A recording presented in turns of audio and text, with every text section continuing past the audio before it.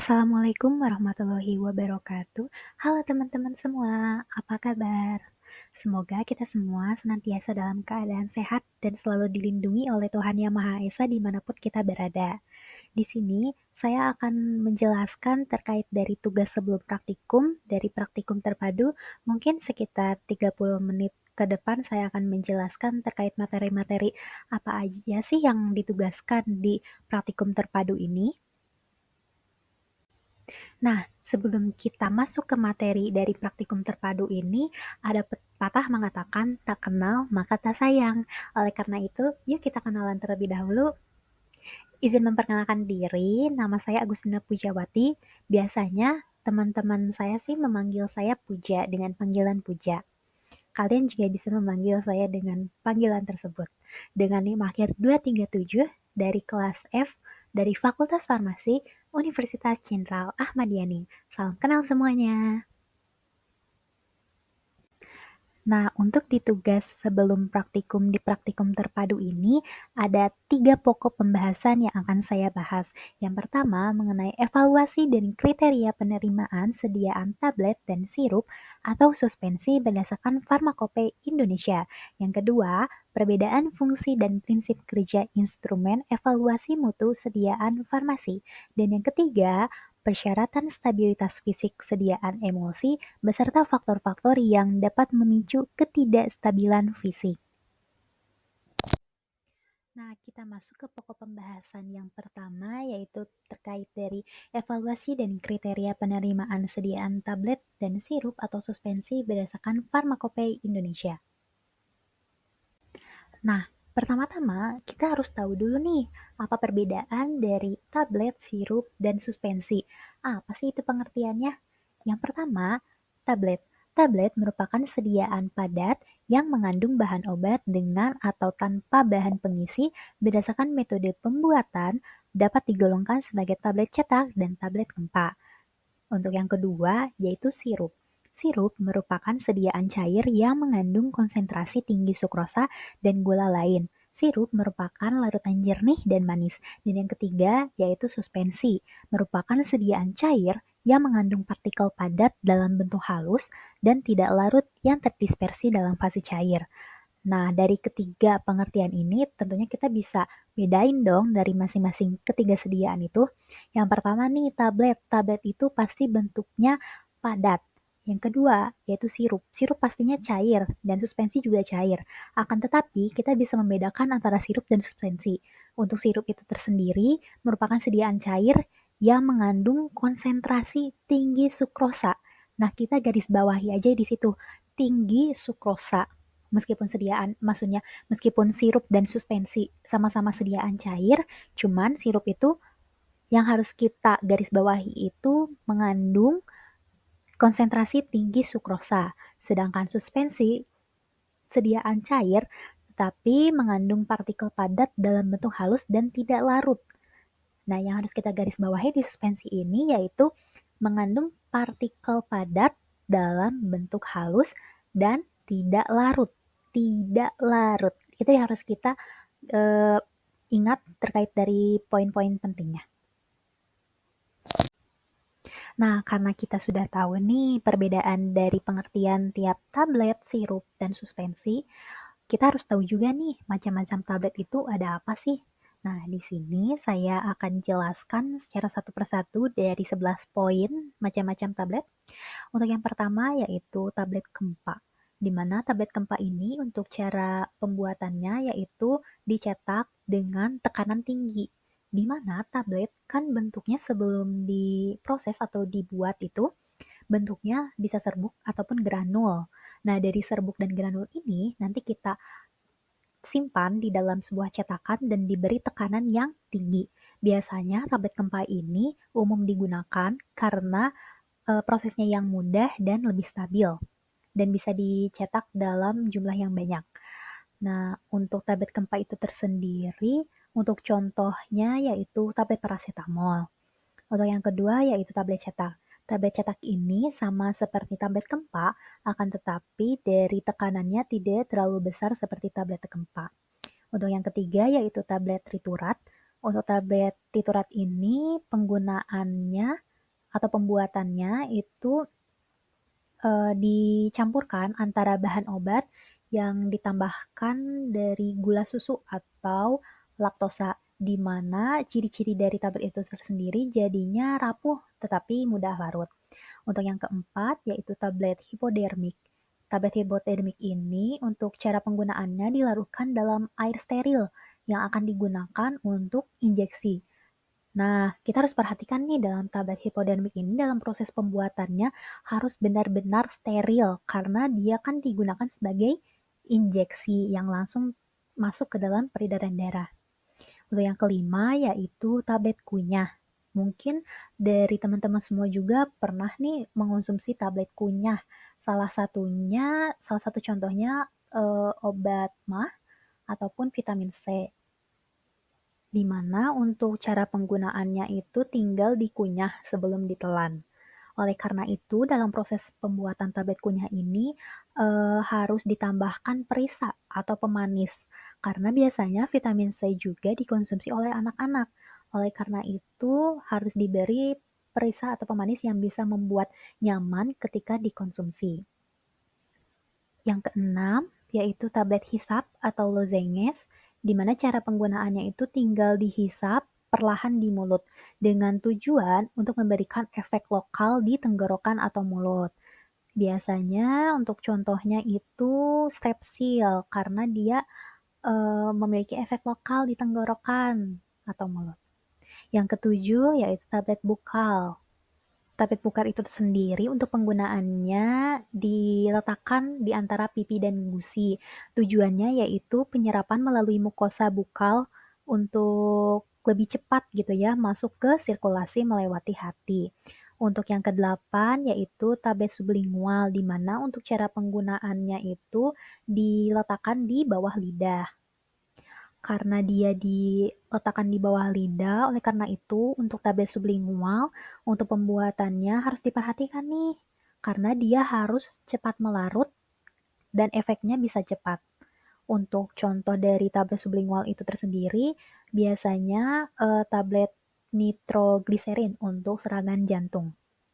Yang kesembilan yaitu tablet effervescent, di mana tablet effervescent ini dalam pembuatannya harus mengandung asam sitrat dan natrium bikarbonat yang akan menghasilkan gas CO2 bila dilarutkan di air.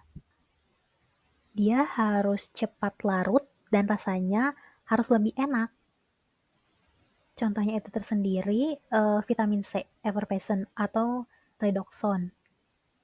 Yang ke-10 yaitu tablet lepas lambat atau sustained release atau extended release, di mana tujuannya yaitu untuk melepaskan obat secara bertahap agar efeknya tahan lama. Untuk contohnya yaitu metformin. Yang terakhir, yang ke-11 yaitu tablet salut enterik. Untuk ciri-cirinya yaitu tablet yang memiliki lapisan pelindung yang tidak larut di lambung akan tetapi larut di usus. Nah, untuk tujuannya itu tersendiri yaitu melindungi obat dari asam lambung atau mencegah iritasi lambung. Oleh karena itu, kenapa dalam pembuatan salut enterik dia harus disalut yang bisa tahan di asam lambung tetapi bisa dicerna atau bisa larut di usus. Nah, untuk yang selanjutnya yaitu evaluasi tablet. Untuk yang pertama yaitu organoleptis, di mana kita melihat dari perubahan fisik atau kerusakan dari si tablet secara visual, secara indera penglihatan yang langsung kita lihat oleh mata. Nah, yang harus dilihat itu terkait dari zat warnanya, dia homogen atau tidak. Nah, tidak selamanya tablet itu harus berwarna putih. Kadang kan tablet ada yang berwarna biru, merah, orange, ataupun yang lainnya sesuai dengan keinginan si pembuat. Nah, setelah pencampuran terkait dari zat aktif, bahan tambahan atau eksipien lain, kemudian zat warna, kemudian dicetak, nah si tablet ini yang sudah dicetak, kita harus evaluasi nih organoleptisnya. Si tablet itu zat warnanya homogen atau tidak, rata atau tidak, seluruh tablet itu warnanya sama atau tidak. Kayak misalkan nih kita mau pakai warna pink, apakah si tablet itu keseluruhannya warna pink ataukah hanya sebagian sebelah kiri itu pink, sebelah kanan putih. Kan itu patut dipertanyakan gitu ya. patut dievaluasi terkait dari homogen zat warna tersebut. Yang kedua yaitu permukaannya. Permukaannya rata atau tidak. Si tablet itu permukaannya halus atau tidak. Apakah ada gerinjul-gerinjul, kasar, tidak halus semua atau bagaimana. Kalau misalkan tidak halus semua berarti dalam proses pembuatannya tekanannya itu bisa jadi kayak tidak terlalu tinggi tekanannya ataupun dalam penghomogenannya itu tidak terlalu halus atau bagaimana. Yang ketiga yaitu bebas noda atau bintik. Takutnya nih dalam proses pembuatan kita tidak memakai sarung tangan, terus nanti ada debu yang bertebangan, terus kan itu masuk gitu ke situ ya, nanti adanya noda atau bintik. Kalau bintik itu masih termasuk ke zat warna. Untuk yang selanjutnya yaitu evaluasi tablet keseragaman ukuran. Dari tablet yang kita buat, ukurannya itu harus sama. Kenapa harus sama? Supaya dosisnya juga konsisten dan tepat. Nah, untuk cara dari evaluasi keseragaman ukuran ini tinggal diambil 20 tablet lalu diukur diameter tablet menggunakan jangka sorong. Yang diukur itu diameter tablet dan juga tebal tabletnya. Dari si 20 tablet ini harus kita ukur nih satu persatu menggunakan jangka sorong. Dari mulai diameternya, kemudian tebalnya, kemudian kita catat dan interpretasikan hasilnya. Nah, untuk keberterimaannya itu, diameter tablet tidak lebih dari 3 kali dan tidak kurang dari 1/1/3 tablet. Maksudnya tidak kurang dari 1/1/3 tebal tablet. Yang ketiga yaitu kekerasan, di mana diukur berdasarkan luas permukaan tablet dengan menggunakan beban yang dinyatakan dalam kilogram. Nah, tujuannya itu untuk menilai ketahanan mekanik terhadap pengemasan atau transport. Nah, ini sangat penting nih untuk evaluasi kekerasan ini, di mana tablet yang kita buat itu jangan terlalu rapuh. Kan terkadang ada nih kita tablet kita sudah kemas dalam kemasan. Nah, kan kadang kayak pas di pengantaran atau di transportasinya itu kadang kan dibanting-banting atau jatuh atau kayak gimana. Kalau misalkan jatuh gitu aja terus dia pecah atau rapuh kan kurang efektif ya. Nah, untuk cara evaluasi dari kekerasan ini tinggal diambil 20 tablet secara acak kemudian dites di alat hardness tester namanya. Untuk syaratnya itu tersendiri, untuk tablet besar itu 7 sampai 10 kg per cm kubik dan untuk tablet kecil itu 4 sampai 6 kg per cm kubik. Untuk evaluasi tablet yang selanjutnya, yang keempat yaitu variabilitas, digunakan untuk tablet yang dikempa dan tidak disalut dengan tujuan untuk mengukur kekuatan fisik tablet seperti breaking force. Di mana untuk contoh alatnya itu ada di sebelah kanan atas. Untuk prosedurnya, yang harus kita tekankan di sini nih, tablet yang bobotnya sama atau kurang dari 650 mg diambil dan ditimbang sampai bobotnya mendekati 6,5 gram atau 6,5 gram. Untuk tablet yang bobotnya melebihi 650 mg, maka diambil hanya 10 tablet saja. Jadi, teman-teman, di sini untuk evaluasi variabilitas ini, untuk yang pertama yang harus kita lakukan itu diambil tabletnya satu terlebih dahulu. Satu diambil, lalu ditimbang. Nah, jika bobot si satu tablet ini kurang dari 650 mg, maka diambil tablet yang lain, ditimbang ke timbangan yang sama sampai bobotnya mendekati 6,5 gram. Seperti itu, mendekati 6,5 gram. Misalkan seperti tidak tepat nih, tidak terlalu tepat nih timbangannya bukan 6,5 gitu, kayak misalkan 6,48. Nah, itu tidak apa-apa, itu diambil segitu saja. Seberapa banyak pun jumlah si tablet tersebut, yang penting mendekati ke 6,5 gram. Nah, untuk jika si tablet tersebut ketika awal ditimbang itu atau awal diketahui bobotnya melebihi 650 mg, satu tablet saja, itu hanya diambil 10 tablet saja. Nah, itu ya dua poin utama yang harus kita perhatikan dalam evaluasi variabilitas ini. Setelah kita ketahui nih dari bobot yang sudah kita ambil dari si tablet itu, kemudian langsung saja disimpan di alat variabilitas. Terus di-set alatnya dengan rotasi 100 kali. Setelah alat tersebut sudah selesai berotasi 100 kali, kemudian diambil si tablet tersebut, kemudian dibersihkan dengan kuas agar menghilangkan debu-debu, karena kan itu si alatnya tuh berputar ya, berputar kemudian jatuh, seperti itu kan pasti otomatis ada benturan gitu, ada tekanan yang akan menyebabkan si tablet, debu-debu tablet maksudnya berserakan gitu ya. Nah, itu tuh dibersihkan dengan kuas karena setelah diuji di alat variabilitas ini, kita harus timbang lagi supaya nanti pas ditimbang itu si debu-debu yang sudah tercampur di alat tersebut tuh tidak ada gitu dan tidak menambah dari bobot akhir si tablet tersebut. Setelah kita timbang, kemudian kita hitung hasilnya, hasil variabilitas dengan rumus variabilitas sama dengan A dikurangi B per A kali 100%, di mana A ini merupakan bobot tablet sebelum, kemudian B-nya itu bobot tablet setelah uji. Jadi untuk perhitungannya tinggal bobot tablet sebelum uji dikurangi bobot tablet setelah uji dibagi bobot tablet sebelum uji dikali 100%.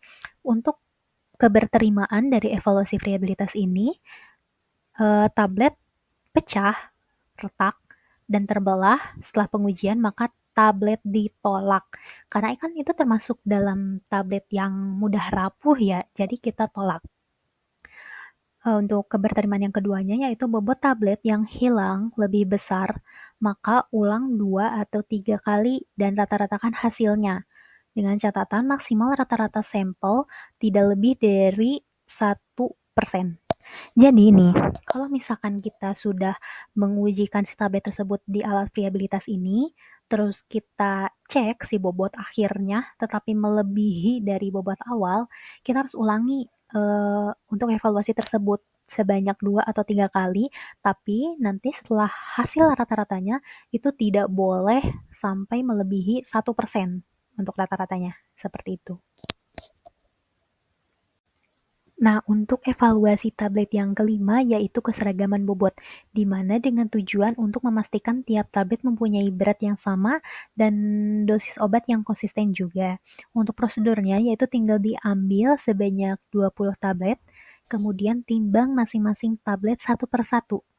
Kemudian dihitung bobot rata-rata dan penyimpangan terhadap bobot rata-rata. Untuk keberterimaannya yang harus kita pahami di sini ada 2 poin. Yang pertama, tidak boleh ada 2 tablet yang masing-masing menyimpang dari bobot rata-rata lebih besar dari harga yang ditetapkan pada kolom A. Dan tidak boleh ada satu pun tablet yang menyimpang dari bobot rata-rata lebih dari harga pada kolom B.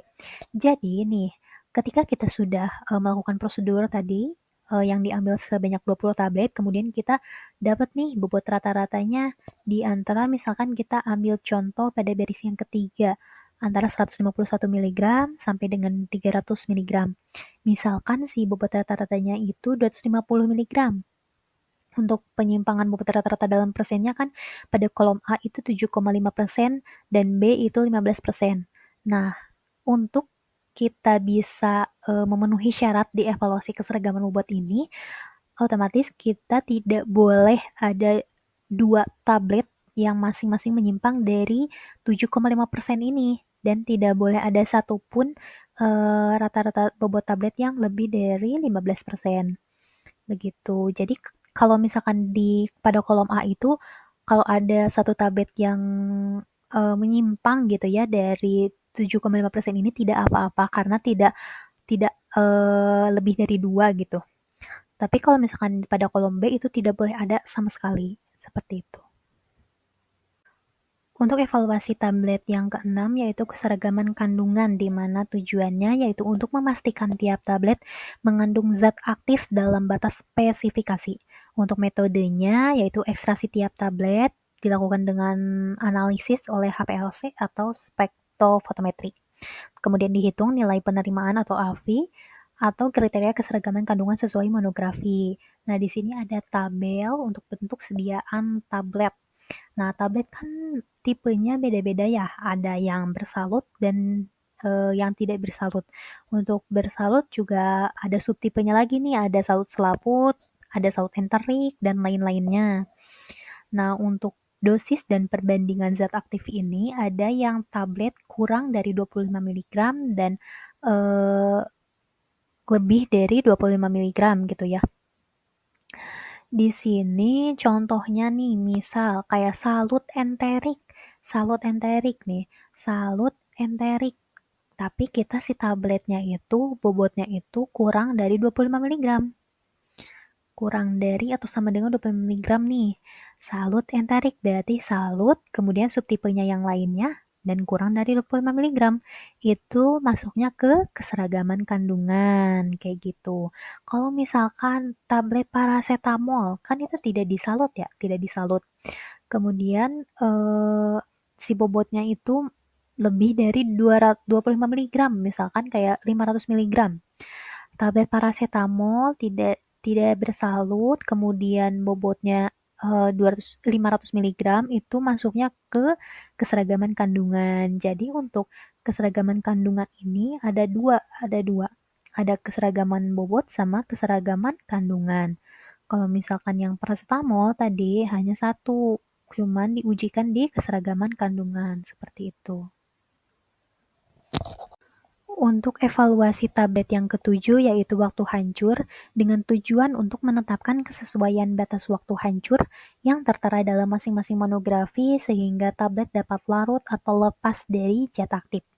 Untuk syarat waktunya dibagi menjadi dua, ada yang 15 menit untuk tablet tidak bersalut dan tidak lebih dari 60 menit, artinya lebih dari 15 menit tetapi kurang dari 60 menit itu untuk tablet bersalut gula dan bersalut selaput. Untuk prosedurnya, untuk tablet tidak bersalut itu yang pertama masukkan satu tablet pada masing-masing 6 tabung dari keranjang atau cakram. Jadi untuk alat evaluasi waktu hancur ini ada di sebelah kanan atas. Kan itu ada satu wadah tuh, satu satu gelas, itu di dalamnya itu ada keranjang. Nah, dimasukkan ke satu tablet itu pada masing-masing si keranjang tersebut, kemudian tinggal dijalankan alatnya dengan menggunakan air dengan suhu 30 derajat Celcius. Kemudian pada akhir batas waktu seperti yang tertera pada monografi, angkat keranjang dan amati semua tablet. Jadi kalau misalkan tadi tablet tidak bersalut itu untuk alatnya itu di set kurang dari 15 menit gitu ya. Tapi untuk salut gula atau salut selaput itu di setnya kurang dari 60 menit, seperti itu. Tergantung dari masing-masing monografinya. Nah, untuk keberterimaannya, jika satu atau dua tablet tidak hancur sempurna, ulangi pengujian dengan 12 tablet lainnya. Untuk keberterimaan kedua yaitu hasil pengujian berulang dinyatakan memenuhi syarat jika tidak kurang 16 dari 18 tablet yang diuji harus hancur sempurna. Untuk evaluasi tablet yang ke-8 yaitu disolusi dengan tujuan untuk menentukan laju dan persen zat aktif yang terlarut yang korelasi dengan ketersediaan hayati. Untuk disolusi ini alatnya terbagi menjadi 4 ya teman-teman. Ada yang pedal atau dayung, kemudian basket atau keranjang, yang ketiga itu silinder, dan flow to cell. Nah, untuk tabel penerimaannya itu ada di samping ya. Untuk S1 tahap pertama itu jumlah yang diuji itu 6 dengan kriteria penerimaan tiap unit sediaan tidak kurang dari Q plus 5%. Di mana nanti kan ini tuh ada perhitungannya ya untuk disolusi ini. Nah, nanti kita tinggal sesuaikan dengan tabel penerimaan ini. Nah, untuk selanjutnya kita masuk ke dalam evaluasi fisik sediaan sirup, di mana ada 7 parameter di sini. Untuk parameter pertama itu penampakan atau appreciation atau uji organoleptis ya teman-teman.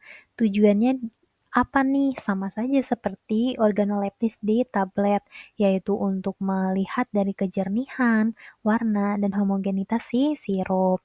Ini organoleptis ini disesuaikan ya teman-teman dari bentuk sediaannya juga. Jika misalkan itu tablet, berarti dilihat dari permukaan tablet itu tersendiri, dari warnanya, dari permukaannya, seperti itu. Kalau misalkan sirup, otomatis dari kejernihannya, terus cairannya seperti apa, sediaan cairnya seperti apa, seperti itu. Untuk metode atau prinsip evaluasinya itu hanya langsung dilihat secara visual gitu ya. Untuk kriteria penerimaannya ini, dia apakah jernih atau tidak, kemudian warnanya seragam atau tidak, terus homogenitas sirup itu bisa dilihat dari adanya endapan atau tidak gitu ya. Untuk yang kedua dari bau dan rasa. Untuk tujuannya itu memastikan tidak ada bau atau rasa asing akibat degradasi.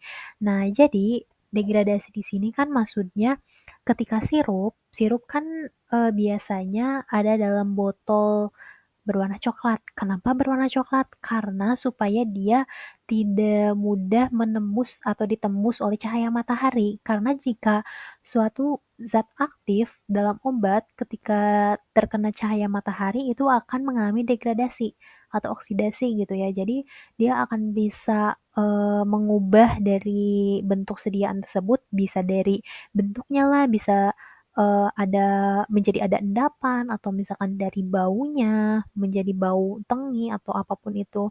Kemudian dari rasanya tentu akan berubah selain dari bentuknya gitu ya. Nah, untuk metode atau prinsip evaluasinya itu uji organoleptis. Untuk dari penciuman, kita cium aromanya dan untuk pengecapan dari rasanya oleh panelis terbatas. Jadi ini bisa diujikan kepada siapa aja yang mau mengajukan sebagai relawan gitu ya, yang mau mencoba dari evaluasi ini. Nah, kriteria penerimaannya itu dari bau dan rasa khas sesuai formula, tidak asam atau pahit, jadi tidak melenceng dari formulasi yang awal gitu ya. Nah, untuk yang ketiga yaitu dari pH. Tujuannya untuk menjaga stabilitas zat aktif dan pengawet. Untuk metodenya yaitu menggunakan pH meter. Untuk kriteria penerimaannya itu tergantung dari zat aktif itu tersendiri. Tapi umumnya biasanya untuk pH dari sediaan sirup ini berada dalam rentang 4 sampai 7. Untuk yang keempat yaitu viskositas. Tujuannya untuk menentukan kekentalan atau yang mempengaruhi dari kenyamanan dan dosis. Untuk evaluasinya itu menggunakan viskometer, Brockfield, karena dia sirup.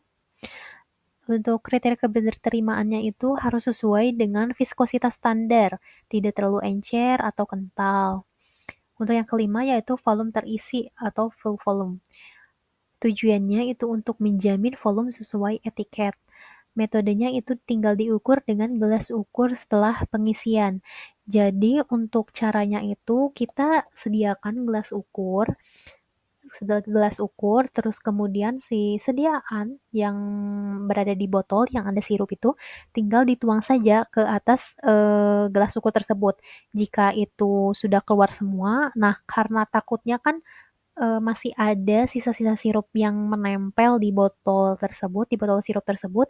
Jadi setelah dituangkan itu tinggal disimpan saja sekitar 5 atau 10 menit sampai sirup itu turun semua, masuk semua ke dalam gelas ukur. Jadi tidak ada yang tersisa di botol untuk pengukuran yang lebih efisien. Untuk kriteria penerimaannya itu kurang lebih 10% dari volume tercantum. Seperti itu. Untuk yang keenam, uji stabilitas fisik kristal atau suhu tinggi. Menilai dari perubahan warna, pH atau persepitasi. Untuk metodenya itu menggunakan tinggal disimpan saja gitu ya dalam penyimpanan 4 derajat sampai 40 derajat Celcius selama beberapa siklus. Kriteria keberterimaannya yaitu tidak ada perubahan yang signifikan. Dan yang ketujuh yaitu uji mikroba untuk sirup tanpa pengawet. Untuk tujuannya yaitu mendeteksi kontaminasi bakteri dan evaluasinya itu menggunakan plat count dan Kriteria penerimaannya itu tidak ada melebihi batas mikroba yang tercantum dalam Farmakope Indonesia. Untuk yang selanjutnya yaitu evaluasi fisik sediaan suspensi, di mana evaluasi sirup dan suspensi ini sebenarnya tidak terlalu jauh berbeda gitu ya. Kita bahas satu persatu. Untuk organoleptik sama seperti sebelumnya, untuk memastikan di mana suspensi ini homogen, tidak menggumpal atau terpisah.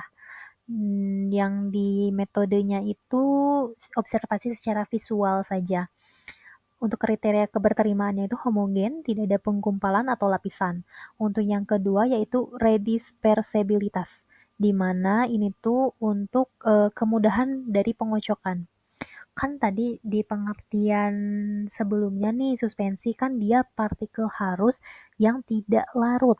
Nah, tidak larut otomatis kan seperti ada perbatasan gitu ya antara yang larut dan tidak larut. Biasanya tidak larut tuh berada di bagian paling bawah. Nah, untuk redispersibilitas ini tujuannya itu menilai kemampuan endapan terdispersi kembali setelah mengendap. Nah, jadi untuk metodenya itu si sediaan suspensi tersebut tinggal disimpan dalam waktu tertentu, kemudian dikocok. Nah, dari awal mulai dikocok itu kita stopwatch, teman-teman.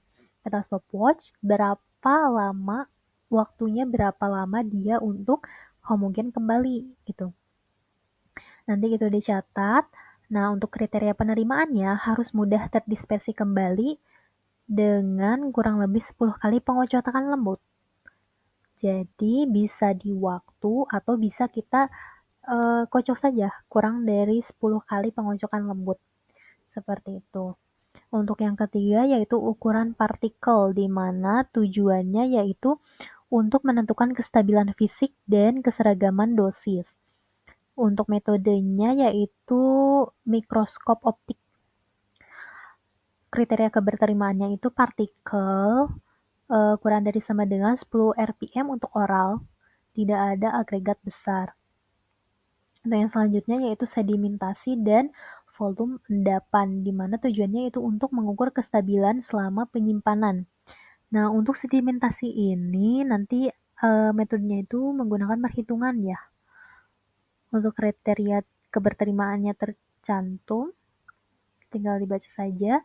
Untuk viskositas itu tujuannya mengontrol laju pengendapan dan kenyamanan saat tuang. Menggunakan viskometer Brockfield, kriteria keberterimaannya sesuai formula, tidak terlalu encer atau kental. Pasti kan kita jika akan memformulasikan suatu sediaan, kita tentunya akan preformulasi terlebih dahulu ya. Kita pasti bakal tahu untuk evaluasi dari viskositas ini untuk hasilnya berada di rentang berapa, seperti itu.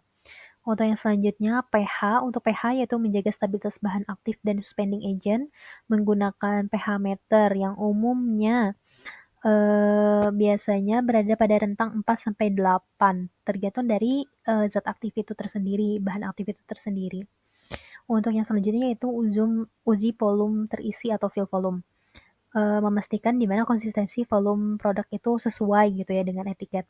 Untuk metodenya menggunakan gelas ukur dan kriteria keberterimaannya itu kurang lebih 10% dari volume tercantum. Untuk uji volume ini tuh sama seperti yang sirupnya sebelumnya, yang tinggal dituang saja ke dalam gelas ukur, kemudian tunggu beberapa menit sampai isi dari si suspensi tersebut turun secara sempurna.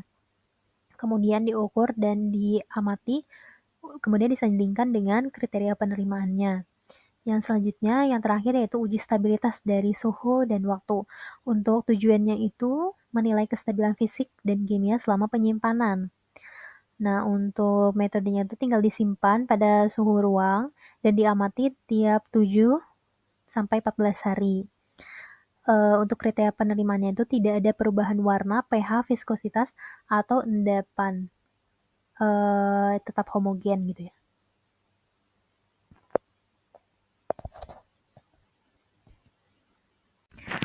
Nah, karena tadi saya sudah menyebutkan terkait dari evaluasi sirup dan suspensi, Ini saya cantumkan lagi terkait dari perbedaan antara masing-masing sirup dan suspensi agar lebih ringkas gitu ya. Untuk yang pertama yaitu sifatnya. Kalau untuk sirup itu homogen, zat aktif terlarut, sedangkan suspensi heterogen, zat aktif tidak terlarut. Yang kedua yaitu parameter utama. Untuk sirup itu parameter evaluasinya terkait dari pH, viskositas, kejernihan, rasa, dan volume. Kalau untuk suspensi itu dari pH, viskositas, ukuran partikel, redispersibilitas, dan sedimentasi. Untuk masalah umumnya, untuk sirup itu kristalisasi gula, perubahan warna, dan mikroba. Sedangkan suspensi itu pengendapan, aglomerasi, caking, pemisahan fase. Untuk tujuan formulasi, sirup itu stabilitas kimia dan sensorik, sedangkan suspensi itu stabilitas fisik dan kemampuan redisperse. Untuk evaluasi tambahan itu di sirup dari rasa dan kejernihan, sedangkan suspensi itu volume endapan dan laju sedimentasi. Nah, untuk selanjutnya kita harus tahu nih faktor-faktor yang mempengaruhi stabilitas sirup dan suspensi. Untuk faktor yang pertama yaitu dari suhu penyimpanan, di mana jika sirup disimpan dalam penyimpanan yang panas akan menyebabkan degradasi zat aktif dan inversi gula. Jika dalam keadaan panas kan otomatis si zat aktifnya akan menguap gitu ya, dan si gula juga akan menguap. Jadi itu akan menurunkan kualitas dari si sirup tersebut. Untuk suspensi, jika terkena suhu panas itu mempercepat aglomerasi dan perubahan viskositas. Jadi lebih encer gitu. Untuk faktor yang kedua yaitu pH. Untuk sirup, pengawet dan gula bisa rusak jika pH ekstrim. Sedangkan suspensi, pH ekstrim mempengaruhi muatan partikel dan suspending agent. Untuk faktor jenis dan jumlah bahan tambahan, untuk sirup, pengawet, perasa, dan pewarna dapat bereaksi kimia. Untuk suspensi itu suspending agent terlalu sedikit itu akan pengendapannya akan lebih cepat gitu ya. Untuk faktor proses pencampuran untuk sirup itu pengadukan terlalu kuat dapat pembentukan busa karena berinteraksi dengan gula tadi gitu ya. Untuk suspensi pengadukan tidak cukup itu akan menyebabkan ukuran partikel tidak seragam. Untuk yang terakhir yaitu kontaminan mikroba untuk sirup dapat menyebabkan fermentasi dan perubahan rasa, sementara untuk suspensi dapat menghasilkan gas atau lendir dan mengubah stabilitas. Nah, di pokok pembahasan yang pertama sudah selesai, mari kita ke pokok pembahasan yang kedua terkait dari perbedaan fungsi dan prinsip kerja instrumen evaluasi mutu sediaan farmasi. Karena tadi sudah dijelasin nih evaluasi dari sediaan farmasi itu ada apa aja gitu ya dari tablet sirup suspensi itu. Nah, ini lebih ke instrumennya, lebih ke alatnya dari fungsi dan prinsip kerja si alat tersebut itu seperti apa gitu. Yang pertama yang akan kita bahas yaitu viskometer, di mana fungsinya itu untuk mengukur viskositas atau kekentalan suatu cairan atau sediaan semi padat seperti sirup, suspensi, gel, ataupun emulsi. Nah, untuk viskositas ini berpengaruh terhadap stabilitas fisik homogenitas dan kenyamanan penggunaan produk. Untuk alatnya itu ada di samping sebelah kiri atas ya untuk alatnya. Untuk prinsip kerjanya, berdasarkan hambatan aliran fluida terhadap gaya geser, fluida ditempatkan di antara dua permukaan dari stator dan rotor. Rotor diputar dengan kecepatan tertentu, lalu alat mengukur torsi atau gaya puntir yang dibutuhkan untuk menggerakkan fluida tersebut. Nilai torsi dikonversi menjadi viskositas atau centipoise atau CP. Untuk jenisnya, untuk viskometer itu terbagi menjadi dua, ada Brockfield atau rotasional yang paling sering digunakan, dan ada jenis Oswald atau kapiler berdasarkan waktu aliran cairan melalui kapiler. Yang kedua, mengenai variabilitator atau kekerasan gitu ya. Untuk fungsinya itu menguji kekerasan mekanik dan daya tahan abrasi tablet selama proses produksi, pengemasan, dan distribusi. Dan untuk tujuannya memastikan tablet tidak mudah hancur atau retak akibat gesekan. Untuk prinsip kerjanya yaitu sejumlah tablet, biasanya diambil 20 tablet, dimasukkan ke dalam drum berputar, kemudian drum berputar dengan kecepatan tertentu, biasanya sekitar 25 rpm, selama 4 menit atau 100 kali putaran. Setelah itu tablet ditimbang ulang. Nah, kemudian setelah ditimbang, setelah dicatat kita tentukan si persen variabilitasnya, yaitu berat awal dikurangi berat akhir dibagi berat awal dikali 100%, dengan kriteria penerimaannya yaitu kurang dari 1% kehilangan bobot. Untuk selanjutnya yaitu dissolution tester, ini seperti yang sudah saya jelaskan sebelumnya. Untuk fungsinya yaitu menilai kecepatan dan jumlah obat yang larut dari sediaan padat atau tablet kapsul ke dalam media pelarut tertentu. Untuk parameter ini menggambarkan terkait dari bioavailabilitas dan keseragaman pelepasan obat. Untuk alatnya itu tadi kan ada yang berbentuk basket atau keranjang, kemudian ada yang bentuknya pedal atau dayung, kemudian ada yang bentuknya silinder atau bentuknya flow through cell. Nah, untuk prinsip kerjanya yaitu sediaan dimasukkan ke dalam wadah berisi media pelarut, misal air, buffer, pH tertentu. Itu tergantung dari farmakope teman-teman yang zat aktifnya yang diambil apa gitu. Itu tergantung dari monografinya masing-masing dari zat aktif tersebut. Kemudian media dijaga pada suhu 30 derajat Celcius untuk meniru kondisi tubuh. Kemudian alat pengaduk pedal atau basket berputar pada kecepatan tertentu, jadi kita set alatnya gitu ya. Kemudian sampel larutan diambil pada waktu tertentu dan dianalisis menggunakan UV visible atau HPLC untuk menghitung jumlah obat. Nah, untuk disolusi tester ini kan tadi ada 4, sudah saya sebutkan satu per satu. Untuk alatnya ada contohnya di kiri atas. Nah, untuk selanjutnya yaitu hardness tester untuk kekerasan tablet gitu ya. Untuk fungsinya yaitu mengukur kekuatan mekanik atau tekan tablet seberapa besar gaya yang dibutuhkan untuk memecahkan si tablet. Untuk tujuannya yaitu menjamin tablet tidak terlalu rapuh atau mudah hancur, namun tidak terlalu keras atau sulit larut atau terdisolusi. Jadi untuk kekerasan dari tablet itu tuh tidak boleh terlalu keras karena nantinya sulit gitu ya diabsorpsi di dalam tubuh, tapi jangan terlalu rapuh juga karena kebanting sedikit masa mudah hancur gitu ya tabletnya. Untuk prinsip kerjanya itu tersendiri, tablet ditempatkan di antara dua plat tekan, kemudian alat memberikan gaya tekan meningkat secara bertahap sampai tablet pecah. Kemudian gaya yang dibutuhkan dicatat dalam kilogram atau force atau kp atau newton. Kriteria penerimaan umumnya itu 4 sampai 10 kp tergantung jenis tablet. Jadi ini tablet tuh contoh alatnya ada di sampingnya teman-teman. Jadi si tabletnya tuh diletakkan di antara besi tuh. Besi yang ada lubangan seperti itu nanti diletakkan di situ, dan di sebelah kanan tuh ada besi-besi yang bisa diputar gitu. Kita tinggal putar saja, nanti setelah tabletnya crack gitu, tabletnya pecah, itu nanti akan tercatat berapa besar gitu gaya yang diperlukan sampai tablet itu terpecah. Kemudian dicatat hasilnya. Untuk selanjutnya yaitu moisture analyzer, di mana fungsinya yaitu menentukan kadar air dalam bahan baku granul atau sediaan akhir, tablet, serbuk, dan lain-lain. Untuk kadar air mempengaruhi stabilitas kelarutan dan masa simpan produk. Jadi di moisture analyzer ini biasanya sebelum tablet tersebut dicetak kan masih berbentuk granul atau serbuk gitu, masih berbentuk bahan baku yang sudah dicampurkan antara zat aktif dengan eksipien lain gitu. Nah, nanti si serbuk itu kita ukur dulu kadar airnya dalam moisture analyzer. Diukur dulu, diambil sekitar 200 miligram, dimasukkan ke dalam moisture analyzer itu. Kemudian nanti tinggal diklik saja.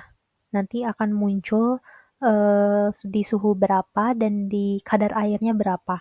Nah, biasanya untuk kadar air ini yang bagusnya itu sekitar kurang dari 3%.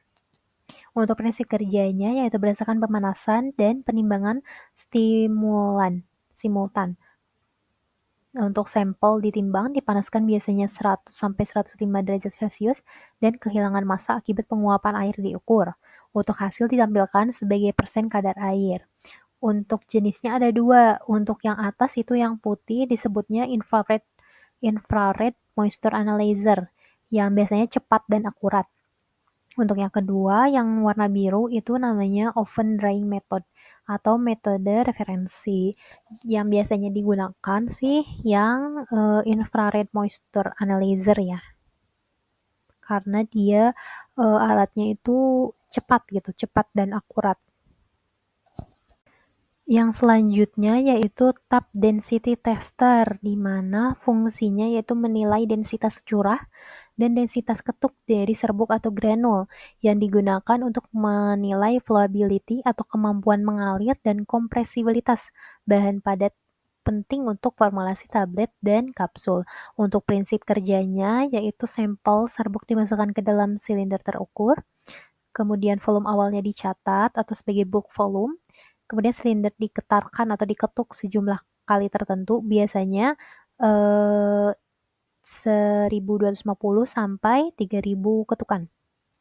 Untuk volume akhir dicatat sebagai tap volume, kemudian dihitung dengan rumus tap density sama dengan massa serbuk dibagi volume setelah diketuk. Untuk parameternya bisa dilihat di sebelah kiri ya teman-teman, tinggal dibaca saja. Nah, teman-teman di sini tersedia tabel yang mungkin rangkuman atau lebih ringkasnya gitu ya dari penjelasan yang sudah saya jelaskan tadi.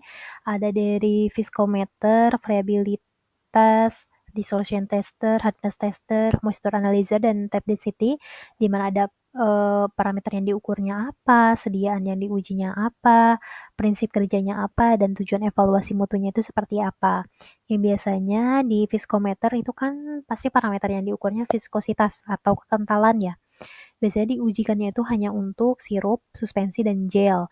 Untuk prinsip kerjanya hambatan fluida terhadap gaya geser dan tujuan evaluasinya itu untuk menilai kekentalan dan stabilitasnya. Untuk variabilitator atau variabilitas, itu parameter yang diukur itu persen kehilangan massa, di mana untuk sediaan tablet, prinsip kerjanya putaran drum menyebabkan tumbukan tablet. Untuk tujuan evaluasinya itu yaitu ketahanan tablet terhadap gesekan.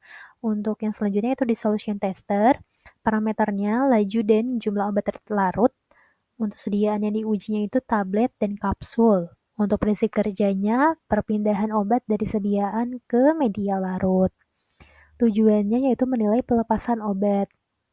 Misalnya sih dissolution tester itu disamakan seperti bagaimana si obat itu bakalan larut dalam sistem pencernaan kita gitu ya. Yang selanjutnya itu hardness tester, kekuatan tekanan parameternya. Untuk sediaan yang diuji itu tablet. Prinsip kerjanya tekanan mekanik hingga tablet pecah. Untuk tujuannya itu evaluasi kekuatan fisik tablet. Yang selanjutnya itu moisture analyzer. Parameter yang diukurnya itu persen kadar air.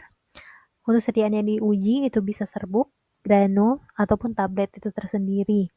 Prinsip kerjanya yaitu pemanasan dan penimbangan simultan. Tujuannya yaitu untuk mengontrol kadar air untuk stabilitas. Dan yang terakhir yaitu tap density tester. Untuk parameternya yaitu densitas curah dan ketuk. Untuk sediaan yang diuji itu serbuk dan granul. Prinsip kerjanya getaran atau ketukan pada silinder dan tujuan evaluasinya yaitu menilai flowability dan kompresibilitas.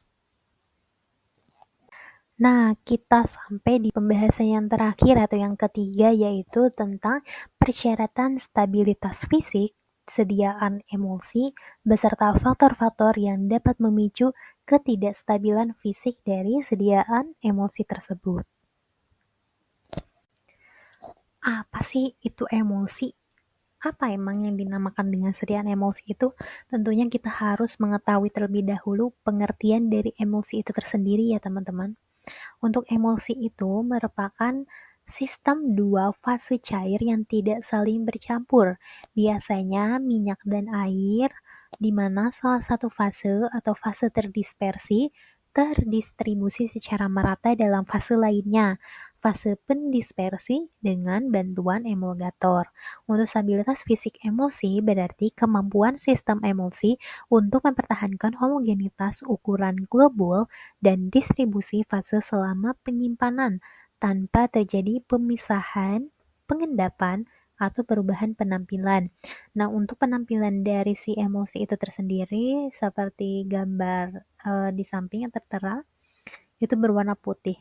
Sebenarnya emosi ini tuh ada dua tipe, ada yang tipe oil in water atau minyak dalam air, ataupun kebalikannya dalam air air dalam minyak gitu, water in oil. Nah, untuk pembahasan yang selanjutnya yaitu terkait dari persyaratan stabilitas fisik emosi. Di sini saya buatkan tabel saja agar lebih ringkas dan lebih mudah gitu ya untuk dibacanya. Untuk parameter yang pertama yaitu organoleptis, di mana untuk persyaratannya itu harus homogen, tidak terjadi pemisahan fase, tidak ada gumpalan atau lapisan minyak di permukaan. Tujuannya itu untuk menunjukkan kestabilan si dispersi fasenya, fase emosi yang tadi yang dua itu.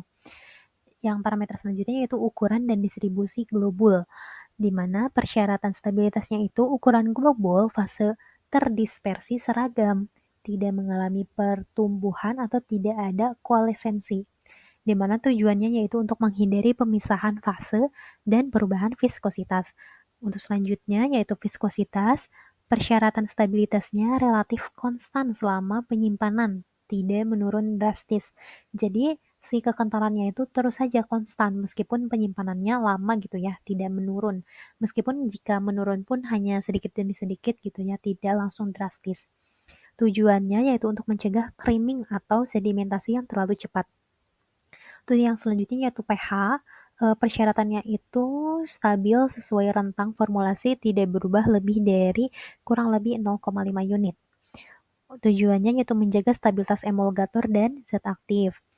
Untuk yang selanjutnya tidak terjadi creaming, cracking, atau sedimentasi permanen. Dengan persyaratannya, sistem harus dapat kembali homogen bila dikocok ringan.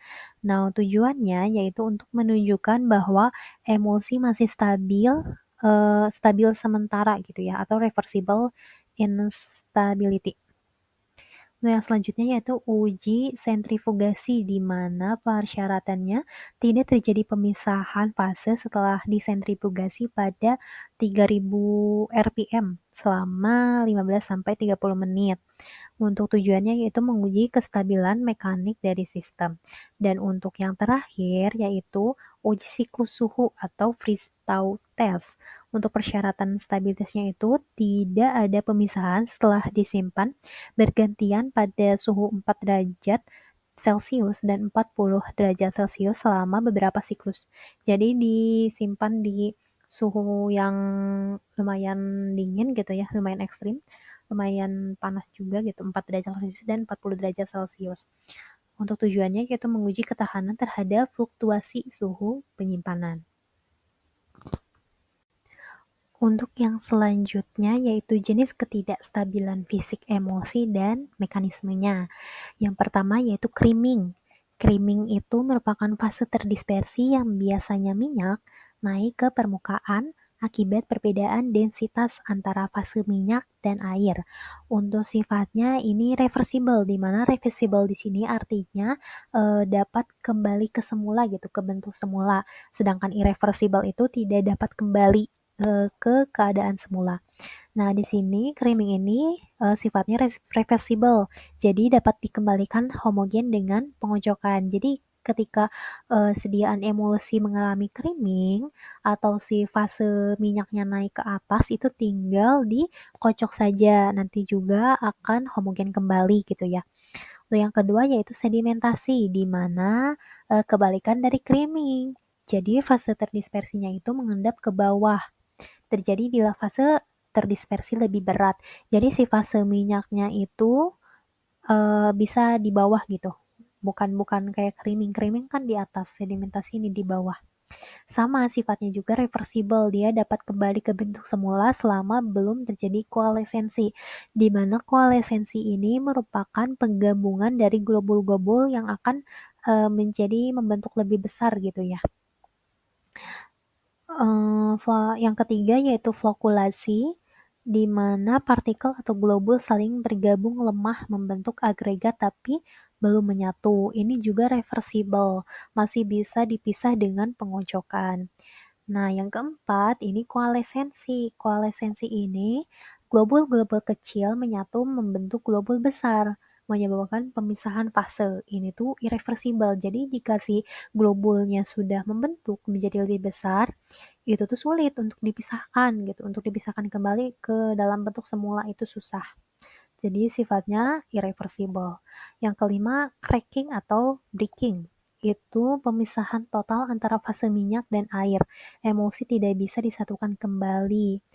Nah, untuk sifatnya irreversible. Kenapa? Karena si fase minyak dan airnya itu benar-benar terpisah gitu. Tidak ada eh, yang bisa disatukan kembali. Dan yang terakhir yaitu inversi fase, di mana pergeseran tipe emulsi dari oil in water atau water in oil atau sebaliknya karena perubahan komposisi atau suhu. Ini juga irreversible karena dapat mengubah dari si fungsi obat itu tersendiri. Untuk yang selanjutnya yaitu terkait dari faktor-faktor yang memicu ketidakstabilan fisik emulsi. Untuk yang pertama yaitu ukuran globul terlalu besar atau tidak seragam, di mana semakin besar globul, maka semakin cepat mengendap atau naik ke permukaan yang didasari dari hukum Stokes, di mana dampaknya ini akan meningkatkan resiko creaming dan cracking. Diingat-ingat kembali ya teman-teman dari penjelasan yang sebelumnya terkait dari ketidakstabilan fisik emosi. Yang kedua yaitu perbedaan densitas antar fase, di mana jika perbedaan berat jenis fase minyak air terlalu tinggi, gaya gravitasi memicu pemisahan. Dampaknya yaitu menyebabkan creaming atau sedimentasi. Dan yang ketiga yaitu viskositas fase pendispersi rendah, di mana fase luar terlalu encer menyebabkan partikel mudah bergerak dan bergabung, akan berdampak pada mempercepat koalesensi dan breaking. Yang keempat yaitu jumlah dan jenis emulgator tidak tepat, di mana konsentrasi emulgator kurang atau HLB tidak sesuai, maka film antarmuka lemah yang akan berdampak pada fase mudah bergabung atau cracking. Yang kelima yaitu pH ekstrim atau perubahan pH dapat mengganggu muatan emulgator ionik dan menyebabkan destabilisasi, di mana dampaknya itu menyebabkan koagulasi atau inversi fase. Yang keenam yaitu suhu penyimpanan tinggi atau fluktuatif, meningkatkan energi kinetik menjadi globul lebih mudah bertabrakan. Dampaknya yaitu mempercepat koalesensi dan inversi fase. Yang ketujuh yaitu proses homogenisasi tidak optimal, yaitu pengadukan kurang kuat menjadikan ukuran globul tidak seragam. Dampaknya yaitu memicu floculating atau creaming. Yang kedelapan yaitu kontaminasi mikroba. Mikroba dapat menghasilkan surfaktan atau gas yang merusak struktur antarmuka yang berdampak pada menyebabkan cracking atau perubahan viskositas. Yang terakhir yaitu penambahan elektrolit, di mana dapat menurunkan potensial zeta dan menyebabkan penggumpalan globul. Dampaknya yaitu menyebabkan flocculating atau koalesensi. Di sini ada cara menjaga stabilitas fisik emosi. Karena tadi kita sudah membahas terkait dari ketidakstabilan dari faktor-faktor fisik emosi gitu ya, yang tidak stabil itu seperti apa.